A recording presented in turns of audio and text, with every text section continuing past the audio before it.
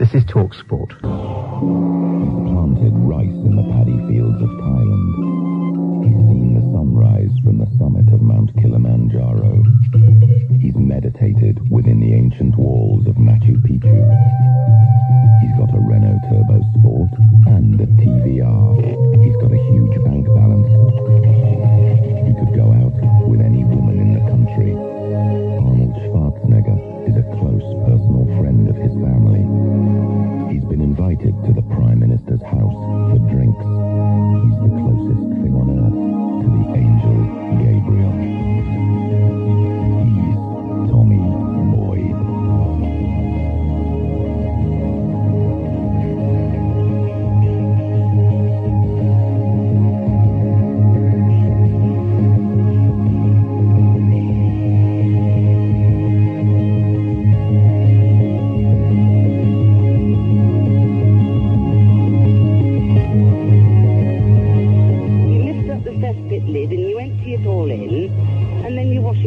Again and start all over again. It's very civilized.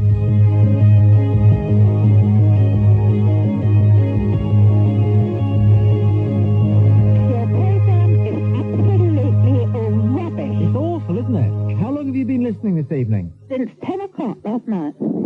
9 hours?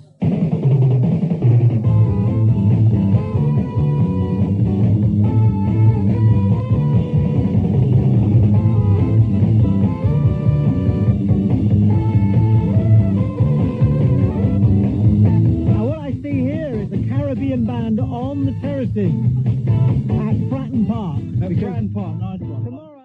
The only thing that frightens me, the only thing that worries me, is not being certain that I'm living my life correctly in the context of the fact that it's going to end.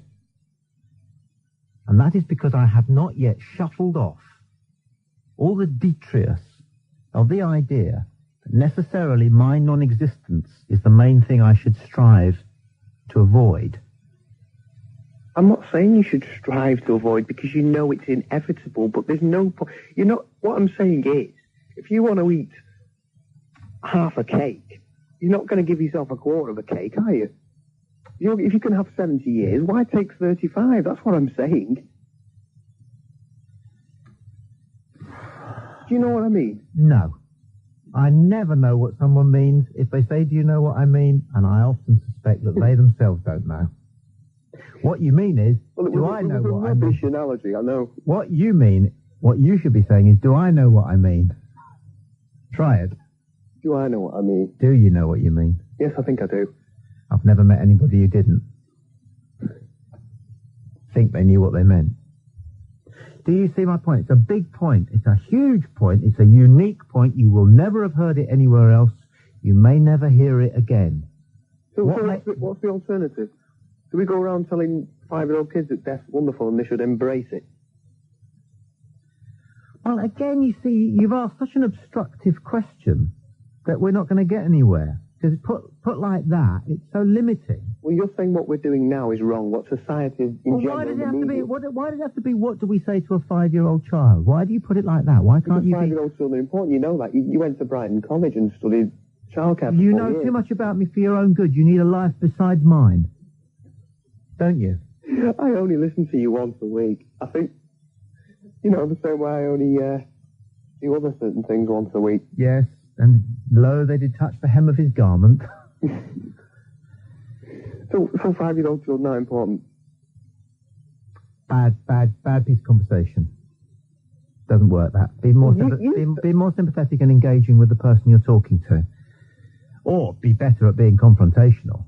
So 5-year-old children aren't important. You know that was trash, that remark. Don't you? You're the one that obstructed my remark when I was trying to move forward and say, what is the alternative to the current situation in society and the media? That was your question, yes, but you screwed it up totally by saying the 5-year-old child bit, because I focused on that, because I saw a 5-year-old child in my mind. I know what is the alternative? The alternative is for us to be free from the constraints, to recognize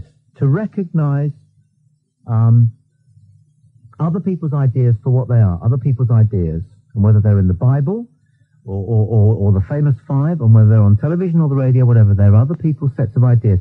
And what we should do is take ourselves off, by ourselves, and think about it so that what we're doing is what we want to do and what we're thinking is what we want to think. And it's an extremely difficult thing to do.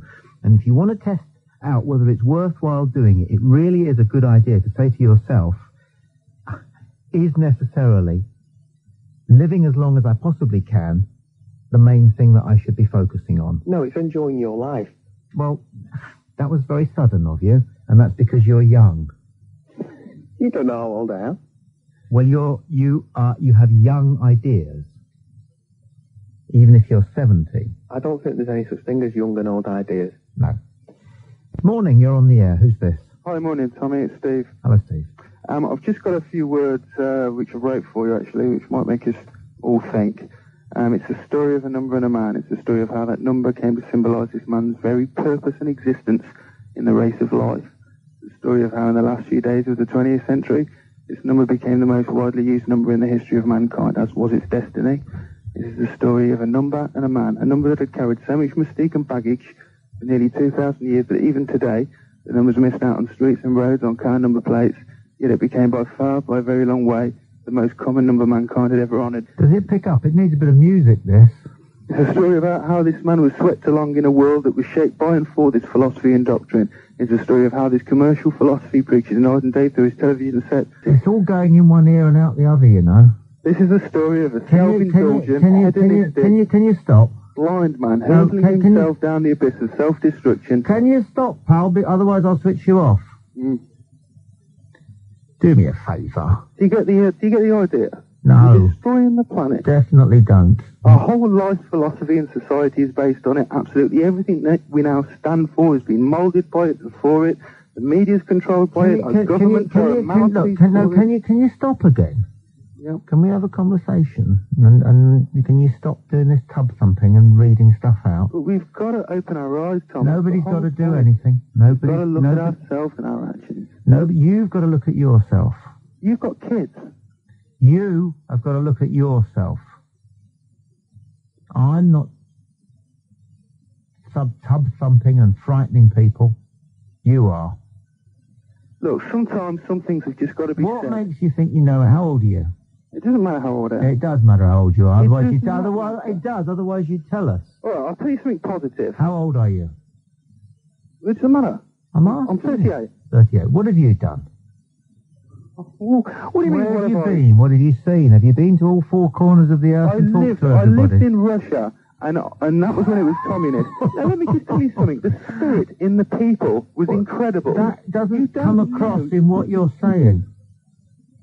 We've smothered ourselves in commercialism. And we have no idea. We have no chance of advancing spiritually. Darling, the point is this. You've been yakking on for a couple of minutes and nobody's got any idea where you're coming from or where you're going with it. I'm talking about consumerism, global consumerism that's destroying the world, destroying our souls, destroying any hope of spirituality we ever had. Well, why didn't you say that in the first place?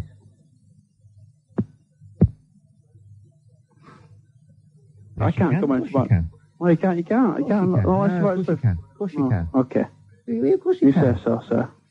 No, but what? You can't comment on some. You got to have opinions. Yeah, which I have done. Yeah. Yeah. I don't go along with the idea that you're not entitled to an opinion unless you fully experienced something.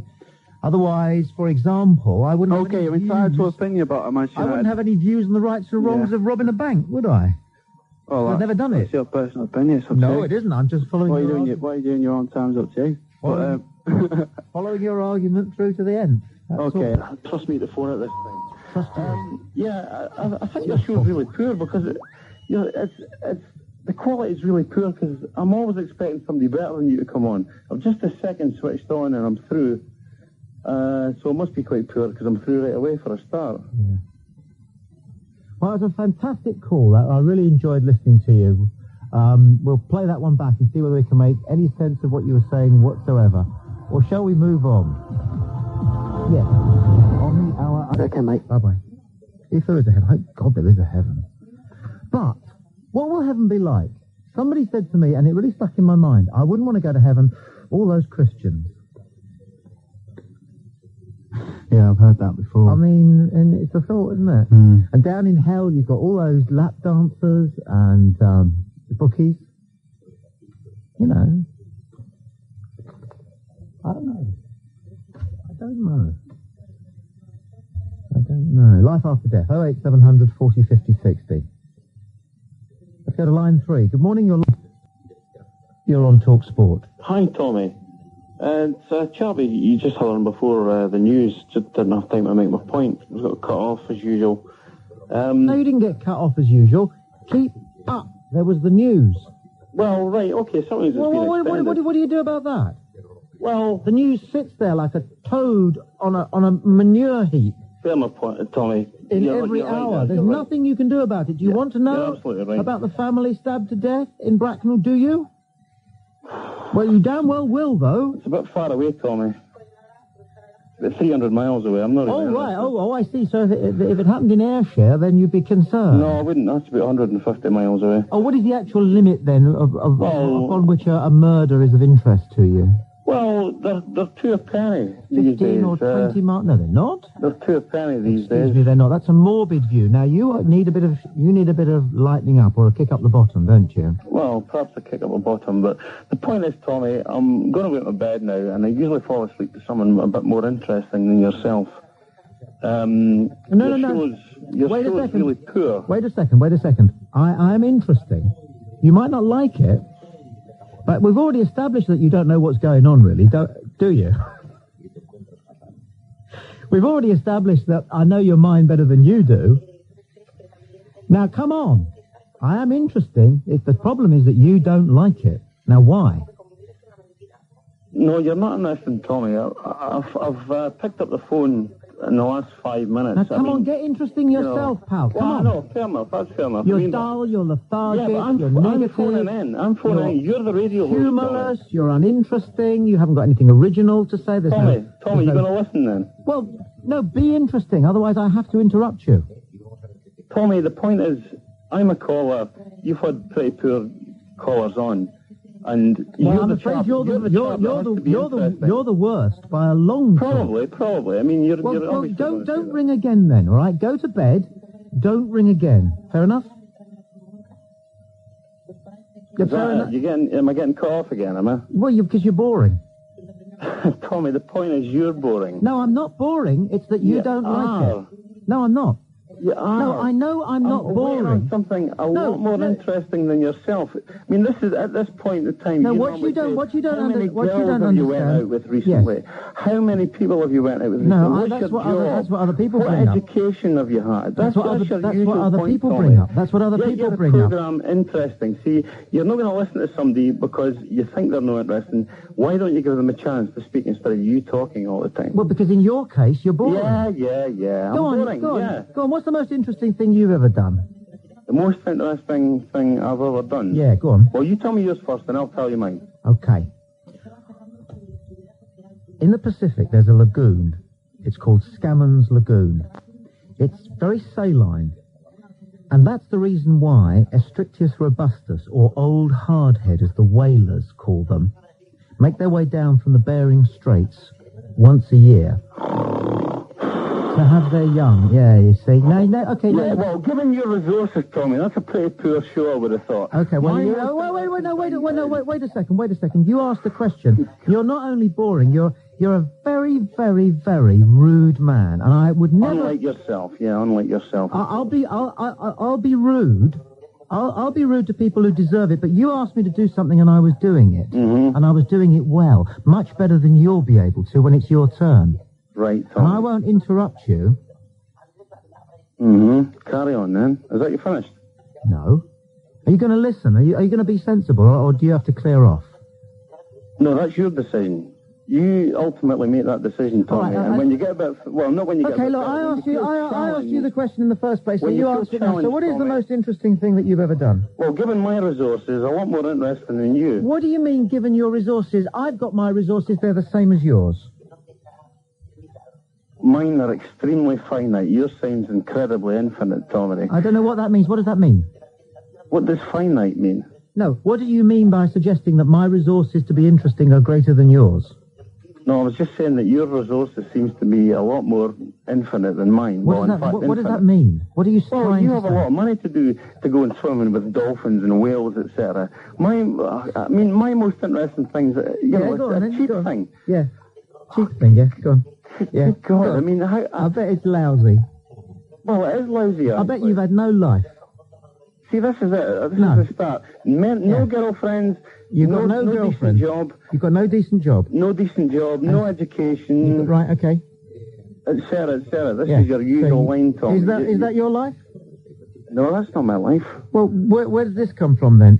What's the most interesting thing you've done? No, this comes from... Which question shall I answer first? The same one I've asked you 3 times. Right. I'll answer the question you asked me first of all, which was, if you care to remind me. You can't even remember, can you? Shit. What is the most interesting thing you've done? That's a hard question to ask, Tommy. For someone who's just phoning you up out of the blue, you've obviously done your program, reading. This is a question that you've obviously thought of in your mind. I've never thought of it. I'm falling asleep here, listening to you. How am I supposed to answer a wide-awake question like that? Well, what would What would you like to talk about then, mate? What would I like to talk? I would like to talk about where you think your qualities come from on your radio show. I don't think you've got anything at all to offer this radio program. I really think you should move over and make the position available to you for something. No. Well, I would like to. We know that. That is your agenda. No, that is what you want to do. That's your problem. Everybody listens to the radio. Everybody watches television, and people like you think that you could do the job better. Well, fine. Maybe it's possible that you could. But what I would say to you, you've got the opportunity, Tom. Because I earned it. And how did you earn it? With hard bloody work, when everybody else was down the pub. When my mates were down the pub, you asked me a question how I got it. I'll tell you how I got it. When I was 17, 18 and 19, when my mates were down the pub or sunbathing on the beach, I was beavering away backstage at venues. I was working at radio stations where nobody gave a damn who I was because I was just some kid. I was at the bottom rung of Fleet Street newspapers. I was teaching in lousy, rotten little rundown secondary modern schools because I wanted to learn how to communicate. I did the work. I spent 6 years living in lousy digs in Kilburn and in the Dog's End of Brighton. Learning my trade. There's my most interesting thing in my life. Now listen to me. You sad man, do you see my point? I earned it. Why are you calling me a sad man? You don't know me. Yeah, you are sad. I know you well enough. I know. Why am I sad? We all know it from this conversation. Because I ask you and challenge you, I must be sad. Because your life is empty. Of course it is. I've no girlfriend, I've no working, I've no education, I've no job. You just told us that wasn't you. Well, some of these things are me at the moment. Okay, Tommy. so your life is empty and you're cross with me because you think I've got a full life. No, you're missing the point, Tommy. No, you're missing the point. The point. That is the point, and you don't even know it, mate. You're missing the point, You've got an empty life, and so anybody who you see who you think's got a full life, you hate. You love suggesting these things. And what's more, what's worse about you is that you want to hurt them. You see somebody who's got more than you in your own mind, and you want to hurt them. TalkSPORT and talk to Tommy. You get to speak because you've got to listen. I've got to tell you something, pal. You are the worst kind of victim. Tommy. You are the victim. Tommy, are you prepared to listen? You are the victim that wants everybody else to be a victim. Tommy, the question still remains. Where I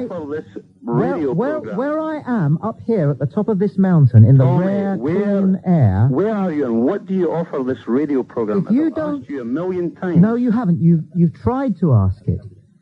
But you've tried to ask it by being shouted down by Tommy. By being rude. You've tried to ask it remains, Tommy. by being unkind. Then, if you'd like to ask the question... Of course, calling me sad and all the rest of it, and you don't know me, isn't very rude at all, is it, really? Oh, you're sad. Oh, that's not rude, then. That's not rude, Tommy. No, you told us you were sad. No girlfriend, I'm tired, no job, empty life. And you're not sad? Of course. As a matter of interest, if you were to pay me, I could show you how not to be sad, even without a girlfriend, a job, a prospect, or anything going on for you. Because you don't have to be sad, even though those are your circumstances. So, Tommy, you're not going to answer my question. It doesn't sound like you're going to have the last word. You're going to say, that guy was sad. Next, please.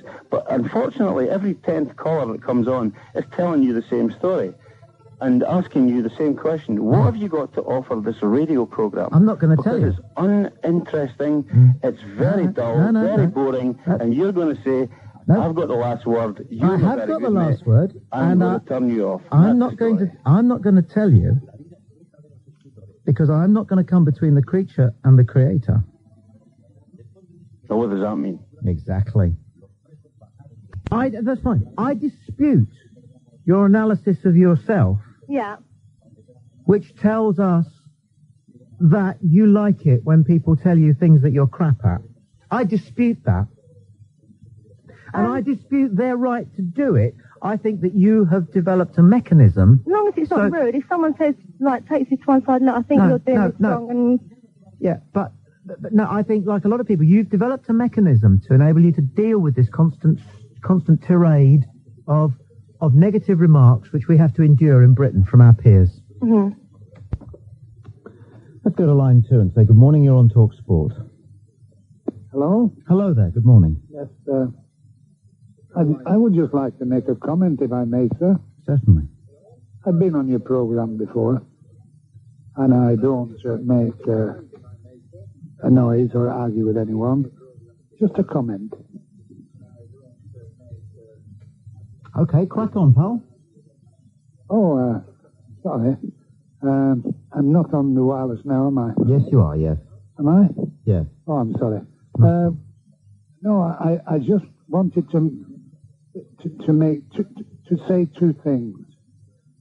The first one is that if you can compare the amount of people, famous people, you know, film stars, professional boxers, famous people, then they have all been killed in aeroplane accidents. There are so many, it's unbelievable. And many of them are pop stars, etc. You're right, you know, that's extraordinary. It's not extraordinary, sir. It's managed. Who's forcing these people onto commercial flights? No, I didn't say commercial flights, mister. I said private flights. You didn't actually, but well, I'm it was sorry. in your mind. I'm sorry. I meant private ones. Who is doing this? People with money. Why are they doing this? Well, for instance, if you look at all the people from right away from Rocky Marciano to some more famous... The Big Bopper? Some in Holland and more famous people. All too many, sadly, football teams. Yes, and these things, they just go away. Next time we know, they've gone. Frank Sinatra? Everybody seems to die in an aeroplane. That American, what's his name, the singer with the beautiful voice, Jim Reeves? Yes. Yes, and Joe also Bugner? Holland, was he called? Yes. The famous, you know, the... Kevin Costner? Yeah. So many people. Johnny and Fanny Craddock? Yeah. It's extraordinary. You see, it cannot be a coincidence. No. Sir, can I tell you something? I take my hat off to you. You've drawn our attention to something of significance. Thank you. Also, I gave you a question. You know, the question, and you thanked me. You said you did it.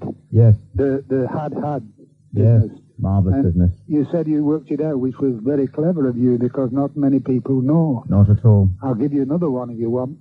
I think you've done enough. You've taxed our brain quite enough for one evening. Who is behind these serial murders of famous people in private aircraft? 08700. Who's this? It's Pam. Hi, Pam. From Essex. I'm live, am I? It's a shame you can't remember your number. I just would like to say, why does he have to be so patronising to people? They're obviously older people. Can you turn the radio down? Yeah, I can. I just wonder why he has to be so patronising to these people. No, you're talking to him. Am I? Yeah. Well, why do you have to be so patronising? It's so nasty. nasty. It isn't. I'm not. I just lubricate the conversation by No, censoring. you're not. You're patronising. No, look. Can you excuse me? I know what I am. You don't know me. I do. All right? I can hear you. Yeah, well, that means you don't know me. You wouldn't know me in the street. I would. But the thing is that I wouldn't talk to people like that. The point is, what you don't understand, people like you, is the importance of centering in social transactions. Do you understand what I'm talking about at all? Yes, of course I understand. Well, what does it mean? What does it mean?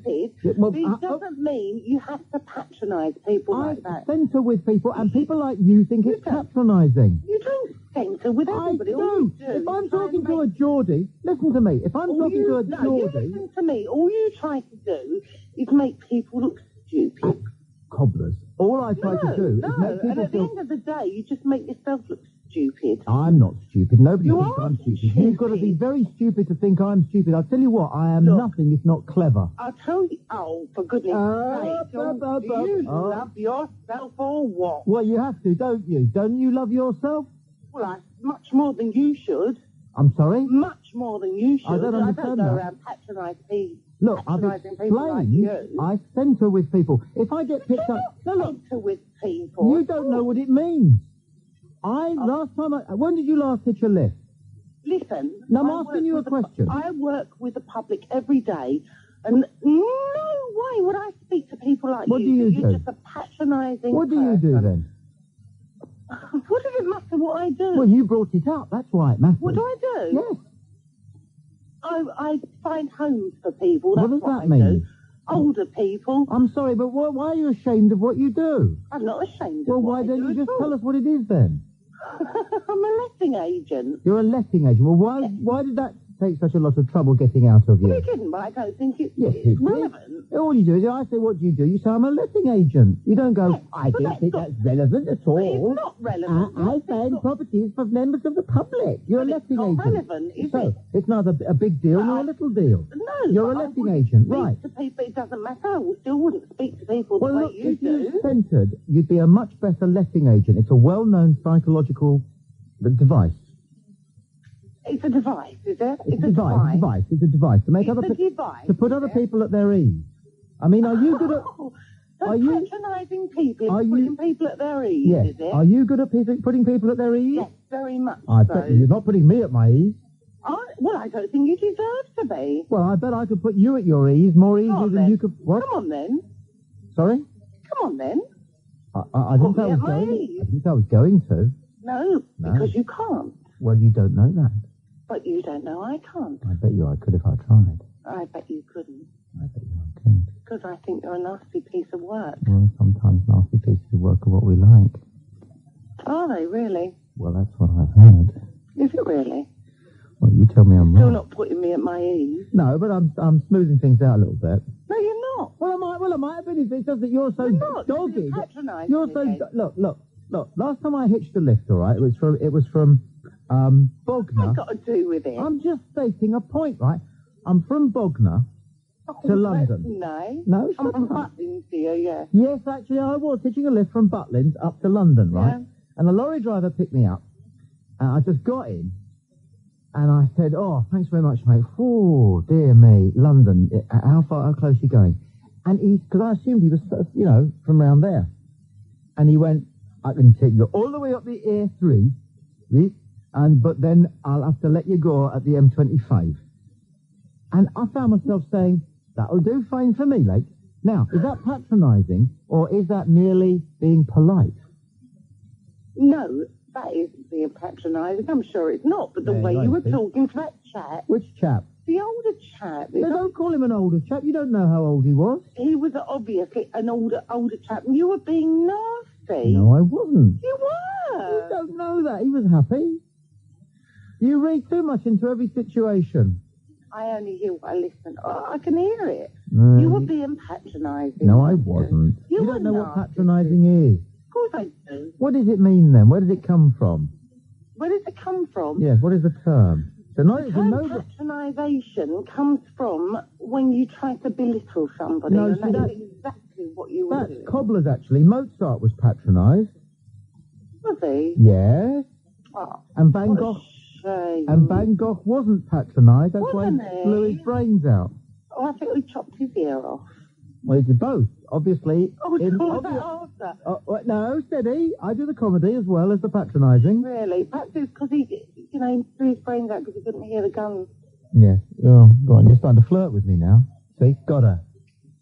Because the old native charm, you know. You either got it or you've got it. Line 5, you're live on TalkSPORT. Good morning. Lesbians are evil. That's fantastic, actually. That was quite good. You know, I'm beginning to prefer the nutters to the people who think they're serious. And it is a full moon, so it could be quite a hoot this evening. Whoa, what a parade. Let's go to line 6. Good morning, you're live on TalkSPORT. I beg your pardon? I said, good morning, you're live on TalkSPORT. Oh, thank you very much, sir. If you turn your radio off, then we'll be able to rattle on. Yes, I've done that. Well played. The thing that was mentioned not so long ago about people who mysteriously vanish in the air on small aircraft. Yeah. Now, this very rarely happens with civilians who are learning piloting, etc., etc.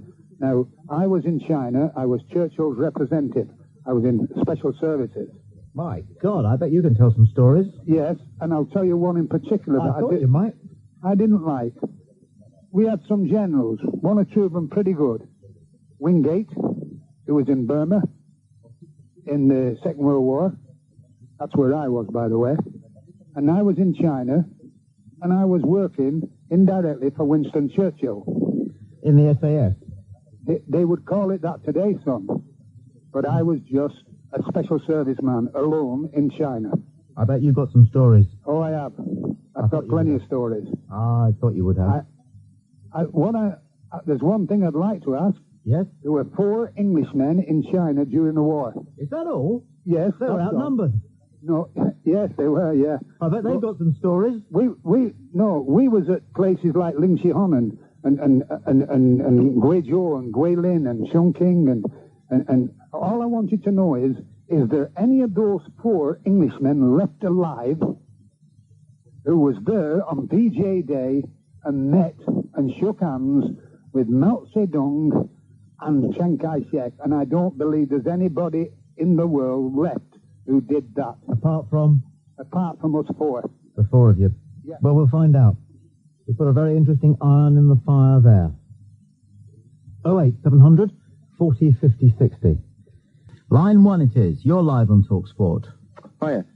Tommy. Sir. Right, this full moon business, what everyone's going on about, police stations being full up. Well, do you not think that just because the police stations are full up, there's a full moon, you can't blame that on the full moon. There's not, just because there's a relationship, it doesn't prove the cause. It does in the eyes of the police. Yeah, but I mean, it's a bit superstitious, a bit pathetic, if you ask me. Look, pal, eat steady here. Do you know everything then? Well, let's put it this way. The full moon is like, if you look out of the window now, it's bright. Now, in summer, there's a lot more crime committed because the sun's out and it's lighter at night time. It's the same with the full moon. There's more thieves out there because it is brighter. Yeah, but that doesn't explain why more people die when there's a full moon than on a normal night, does it? No, it doesn't explain it. But no, it doesn't. No, but it doesn't explain why more people are emotionally disturbed around the time of a full moon. Now, this is very difficult to quantify. I've never seen any statistics apart from word of mouth. That's what you said at the beginning of the programme. This is one of those concrete, absolutely certain, nailed-on facts, which anybody who's got any sensitivity, awareness, powers of analysis, or natural perception is fully and utterly convinced of, and yet science is baffled. You, sir, prefer to believe that that we know everything that there is to know, and I think we've only just begun. No, I'm not superstitious at all. I'll walk on the ladders. If I spill salt, I'm not bothered about spilling salt. Look, pal, it's nothing to do with that. You're getting very confused. This is a scientific fact of the human emotion. Well, you tell me where I can get these facts. Where can I access these facts? Use your own eyes. Talk to people. Gain experiences. Go and visit an old people's home. That's not facts, is it? That's just personal experience. You go and visit an old people's... I hate it when people dismiss eyewitness evidence and say, oh, shut up. Oh, all right, let's have the news. And you go away. 3 a.m. TalkSPORT. Let's go to line 5 and say good morning. You're on TalkSPORT. Hello. You're teaching the philosophy of complacency, and I disagree that you can't do anything about the news. GM Foods, you can by protesting. BNFL, you can by protesting. BSC, you can by protesting. You can alter things, issues, and newsworthy things like privatisation issues. I think that by continually propagandising that you sort of like can't do nothing, you should enjoy, and sport is it. It's sort of like give them bread, give them circuses, not bread. Are you happy? I'm not happy, but I can... Sorry, back up. Say that again. I can... No, say that again. Say that again. Because it's you're diverting the subject. I'm not. I'm asking you if you're happy, and you were brave enough, and you were strong enough, and I admire you. You said you're not happy. I'm not happy with the news. So therefore I try and affect it to alter it by protesting, by writing, by speaking to other people. If I may just interrupt you for a second, I didn't ask you if you're happy with the news. I asked you if you are happy. Well, what's that got to do with the news? Are you happy? It has nothing to do with the news. It has everything to do with the news. It is a separate issue. It is not a separate issue. I'm talking about the news and you're talking about my personal emotions. Right. Precisely. Of course I am, because I care about you. You don't. I do. I care about you more than any journalist alive. I care about you. That's why I have shed journalism. That's why I have turned my back on this Satan.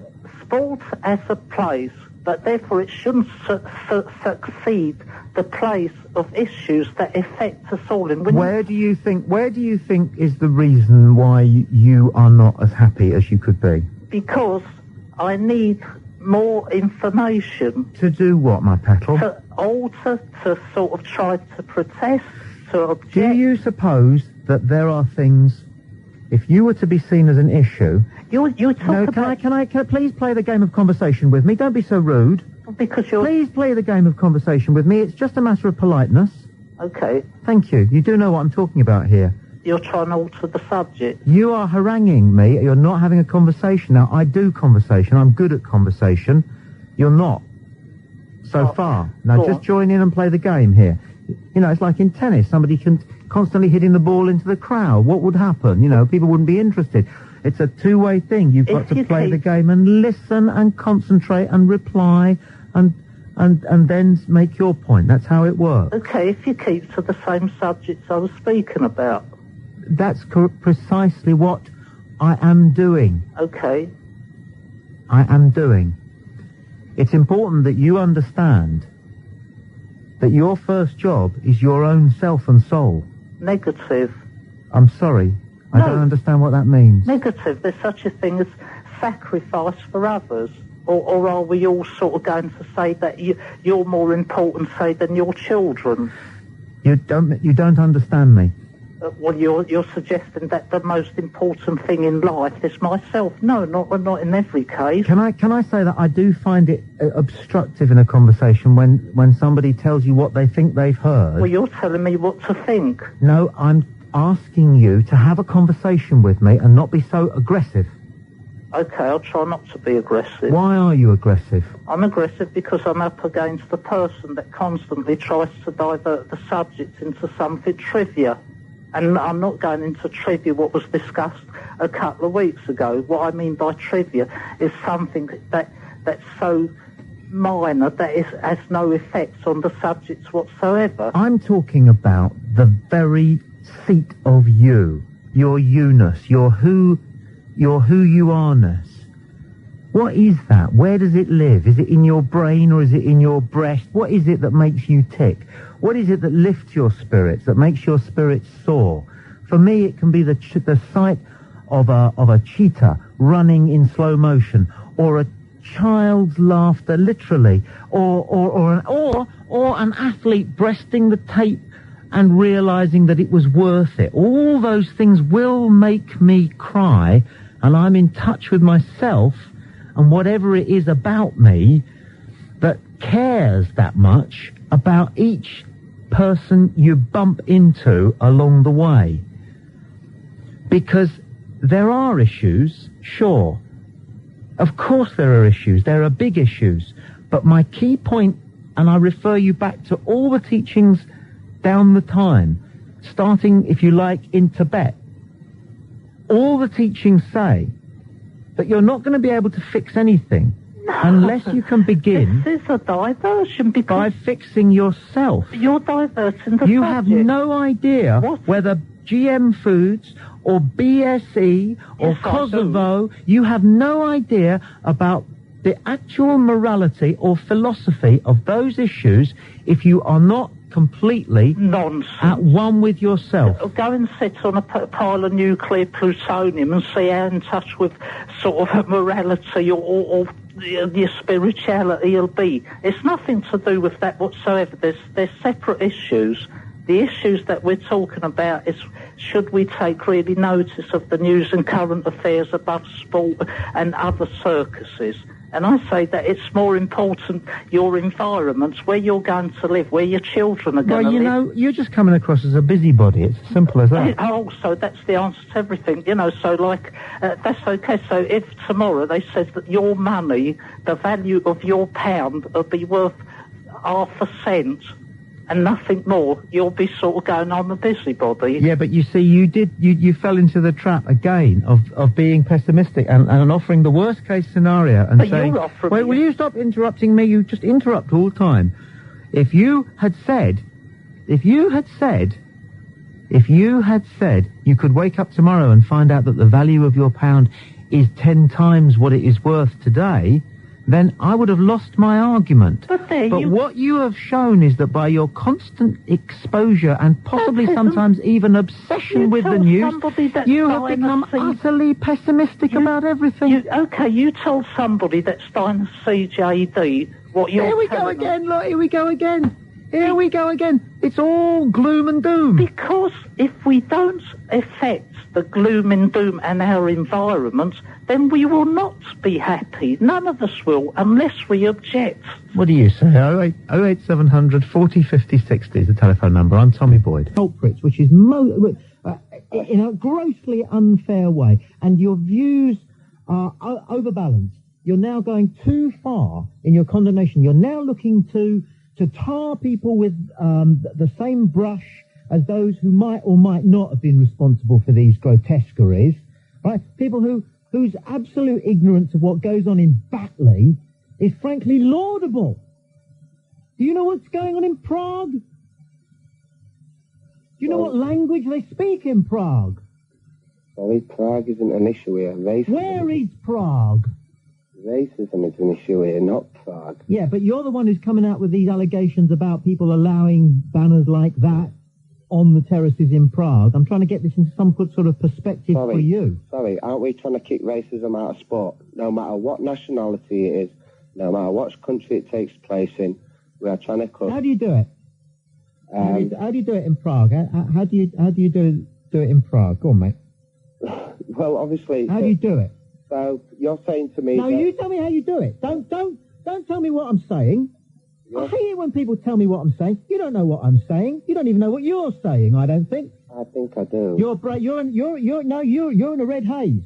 No. Now don't get me there as well. You tell me. I'm not in a red haze. Right, you tell me how you do it in Prague. Right. What do you want the authorities in Prague to It is an international problem, mate. You know it's what? An international You problem. answer the question. Look, I'm telling you. No, you're unrealistic. No, sorry. Don't try getting your ratings up by slagging me off, right? I'm not trying to get my ratings up. I'm trying to make you see common sense. Common sense.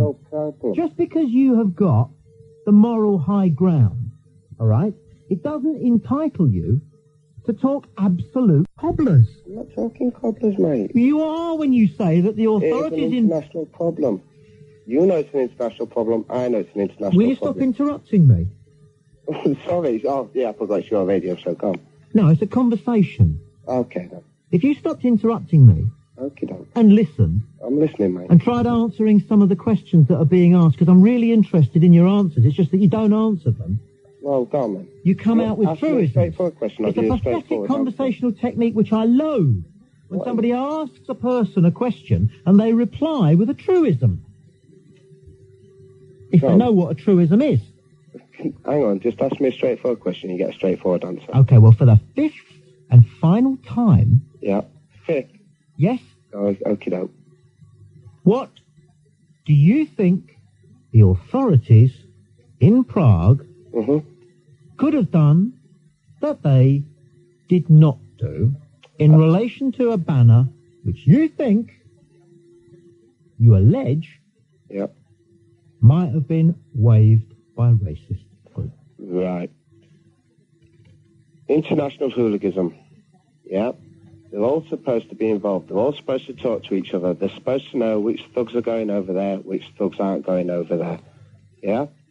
Now, so if that's the case, they should know when right-wing flag, etc. goes. Can I ask a question out of interest? Can you not say they when you obviously have a specific body in mind? Could you mention that body? Because I'm asking you a specific question, you know, and I want specific answers, not waffle. Okay. Who's they? Right. Right, I am a sports fan. I am not a football fan. I am not a rugby fan. I am not an athletics fan. I am a sports fan. I don't follow no team or anything. Yeah, I like to switch on the TV and I like to watch my sport. Which body, pal? Exactly. There's no body because I'm not too up on it. No, you're not too up on it, are you?